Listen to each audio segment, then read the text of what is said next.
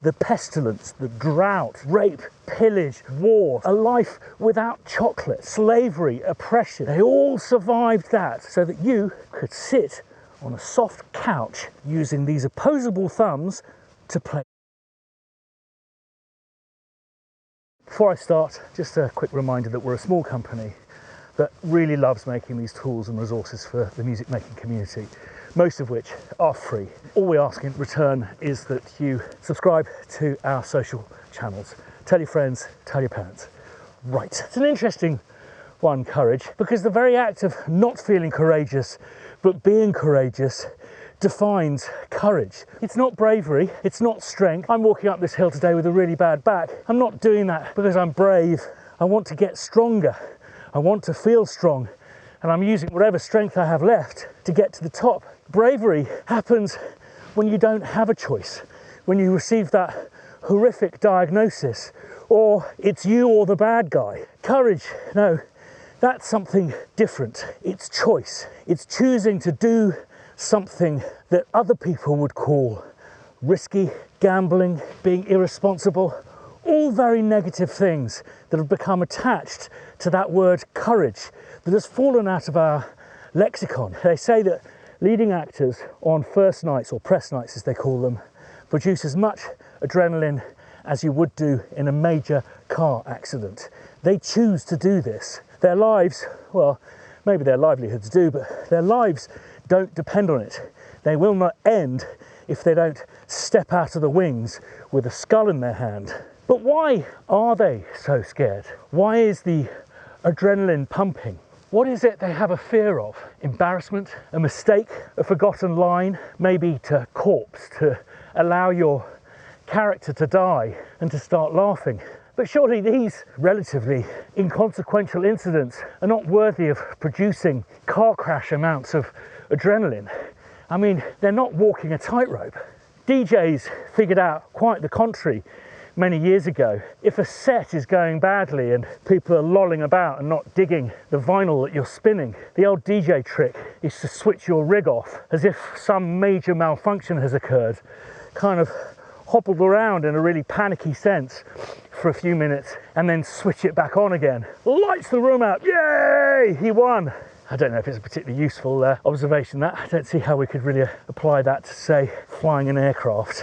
But these words that have replaced courage, risk-taking, gambling, being irresponsible, they all have such a negative connotation, where courage in itself is a valiant human condition. We live in an age where we're meant to fit in line, be obedient, pay our bills, get into credit, go on 2 holidays a year, and agree with everyone doggedly who fits into our peer group or echo chamber. To do anything else would be risky. We're becoming a society of shrinking violets, in my humble opinion. I know I don't usually get grumpy on this vlog, but this is just how I see it. And I'm as guilty as the next man. Our kids are driven everywhere. Their time organised by the minutiae. I mean, when was the last time you saw a scruffy little kid with scuffed bloody knees, a missing tooth and a shiner? When was the last time one of your kids fell out of a tree? We're not just pampering them, we're pampering ourselves. Endless grievances to HR departments, microaggressions, words being treated as acts of violence. Now, I'm not saying everyone needs to, I don't know, grow a pair. I'll get back to that in a minute, actually. It's an interesting, whoa, fuck me. I think Charles Dickens is all to blame for this. His courage is put yourself in the spot, not following advice, not listening to what your friends think you should or shouldn't do, what is expected, picking up that bowl and going up to Harry Seacombe and saying, "Please, sir, can I have some more?" Knowing full well that such a transgression would cause the wrath of the Welshman himself. Actually met him, he's lovely. So, what, do you ask, has courage got to do with a vlog about music? Well, courage takes many forms. It doesn't have to be life-threatening. You don't have to lose a limb if it goes tits up. No, just daring to not follow the crowd, daring to try something new, daring to suppress your own self-doubt is courage enough. Daring to not play to the audience to the market. There's a great story. Is it Michael Tilson Thomas, famous conductor, was there at one of Steve Reich's premieres. Wasn't it the something counterpoint? That was named after Virginia Counterpoint? I can't remember. And apparently it was a mixed program of a lot of stuff that wasn't in his oeuvre, i.e. minimalist systems music. And some of the spectators started banging on the stage, pleading for it to stop. And Steve Reich turned to Michael Tilson Thomas and went, "What a disaster." And Michael Tilson Thomas said, "No, quite the contrary. You've had an impact. That takes courage." It's having the courage to have belief in yourself, move country, leave your job, get out of your shitty relationship, sell your car.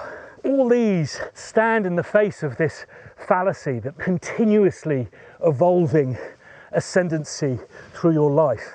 It doesn't work like that. Courage is knowing you're going to fuck up, knowing you're likely to fail, but to do it anyway, and then having courage to do it again and again and again until you get there.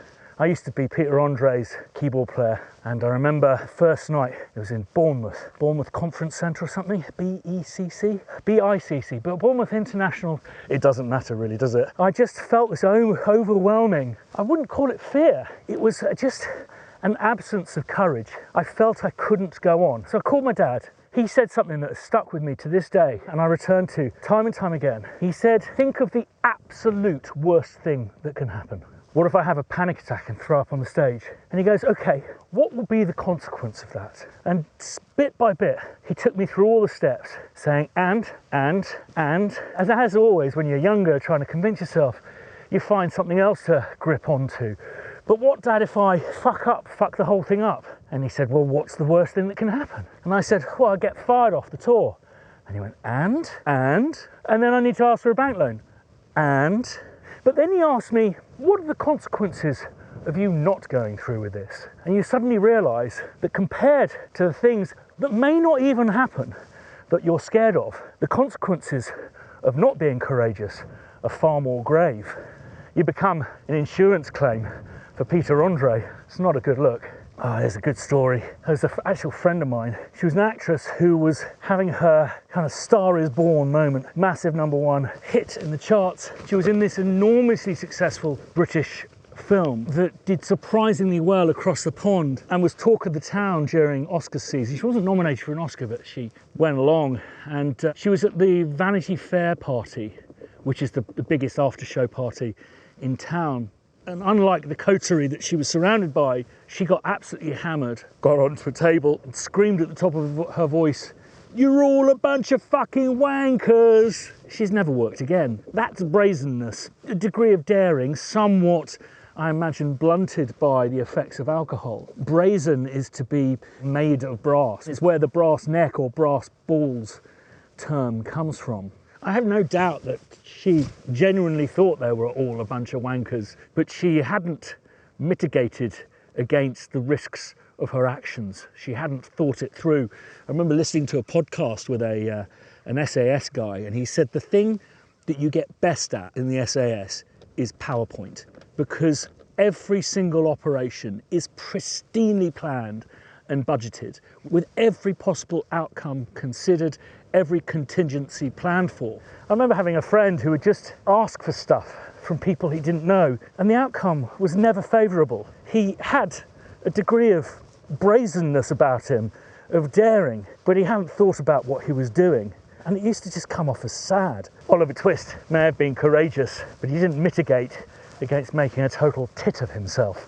I think the other place we find courage is in others. This is when I return back to the privilege of support. We're not all born with it. We're not all given it, even by people that love us and that we love. It's sometimes something that you have to seek, and it's something that we're hoping to do with Crow Hill. In order for you to be strong, you may need to draw a little bit of strength out of others, and by being strong yourself, will provide them with strength. But courage does come with the almost certain guarantee that you will have a few things that you will squirm about in bed. And if you have a brain like mine, for the rest of your life. Well, what value is life without squirming in bed from time to time? What value in life is there in not switching your decks off only to hear the cheer of the audience when the colour drains from your face? As a rabid atheist, I can look back at how far we've come. I can be in the moment, but the only way I can look further beyond my contribution is if I do just that. I can look to the future beyond my own mortal existence, only provided I've made some small impression, some small difference. 4.5 billion years ago, a piece of rock fell out of space with a bit of space snot on it and landed on this planet. This space snot went into some liquid that was almost water but not quite, and remained there for 3 billion years, eating its own shit and shitting it back out again until the stuff it was shitting and eating in became water, in the vain hope that it would become a tadpole-like creature, and then a fish, a salamander, generation after generation after generation, until that salamander heard that there were possibly flying dinosaurs out on dry land and wanted to get out to see them. All the bizarre furry creatures, our ancestors, some of whom lived with people that were such cunts, they decided to move to areas where they had no chance of survival, or certainly no experience of doing so, crossing plains and ice floes. Mum, why are we walking? Ice is really cold, there's no food, and we don't know where we're going. Well, it's up to you, Roger. We can go back and live with those cunts. Oh, it's all right. All of those sproglets who are stronger than their siblings, or managed to get out of their mother's womb before a sibling killed their mother in childbirth. The pestilence, the drought, rape, pillage, eating Italian food with no tomatoes, war, a life without chocolate, slavery, oppression. They all survived that so that you could sit on a soft couch in the middle of winter in your beachwear, using these opposable thumbs that got you to the top of the fucking food chain to play Nintendo.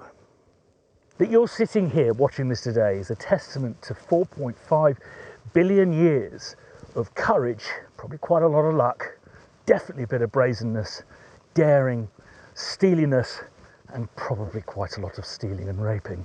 But courage is definitely going to be in there, and why it shouldn't be abandoned. Assess the opportunity that is in front of you. Work out what the worst outcomes could be and what the best outcomes could be, but also what the consequences of doing or not doing this courageous thing will be. Mitigate against risk by planning, not just piling in there. And I'd say most of all, seek support with people who support you. Don't seek it from people who, at the very heart of it, want to see you fail because they themselves lack courage. Do your courageous thing. Retreat, tweak, and repeat. Right, before I burst into flames, just want to remind you that we've got some really tasty new merch. Not only have we got a lot of lovely, beautifully designed clothing, but also these blag sheets, which look very attractive on your wall. Go to our merch store. It's a great way of supporting us making these materials and tools and resources, a lot of which are free for the music making community. So thanks in advance, and do enjoy the merch. Pray, do tell me in the comments down below of when a lack of courage has let you down, or when being courageous has surprised you and has improved your life. I do look at most of the comments, so please contribute to the conversation down below. Thanks, as always, for watching till the end. As I said before, we're a small company, so rely on you subscribing to these channels. Really, I can't tell you how much it helps small companies like ours. But also, if you fancy a bit of tasty clobber, checking out our merch and buying a couple of bits there will also help us continue being able to do this. So one of them, subscribe, ding that bell to be notified the next time we put a video up, would be much appreciated, and see you very soon.